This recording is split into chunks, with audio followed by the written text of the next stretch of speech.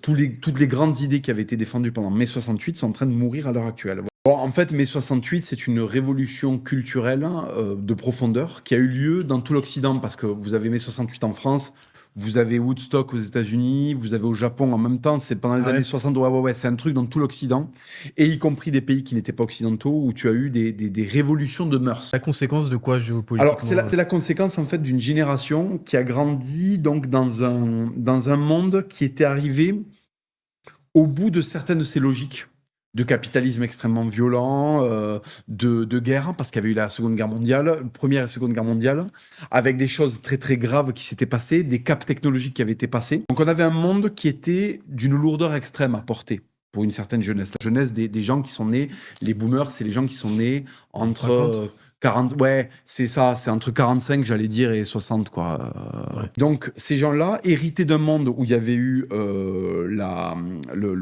l'extermination des Juifs d'Europe, hein, la bombe nucléaire qui avait été balancée sur des populations civiles au Japon, la guerre froide, avec des tensions monumentales depuis la Seconde Guerre mondiale entre deux pays qui menaçaient de faire crouler le monde dans une nouvelle guerre. Et donc, cette génération, elle a vécu deux trucs. Il y avait la lourdeur d'un monde qu'elle n'avait pas envie de récupérer, et il y avait le boom technologique et économique qui était dû au fait que les économies s'étaient effondrées et qu'en fait, il fallait tout reconstruire. Donc, c'était des enfants gâtés dans un univers d'angoisse, mais que contrairement à nous, ils n'étaient pas obligés de subir. C'est-à-dire qu'ils pouvaient dire non, ça n'existe pas, interdit d'interdire, me cassez pas les couilles avec votre guerre, peace and love, parce que derrière, il y avait de la progression économique monumentale et des normes, même progression personnelle. Et donc, du coup, cette génération a été un petit peu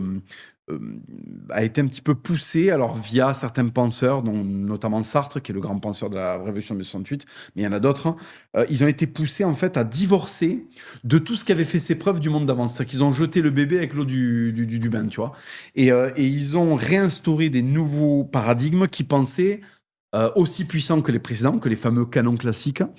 Donc, on arrête d'obéir à ses parents, tout est relatif, c'est les prémices du wokisme en fait, hein.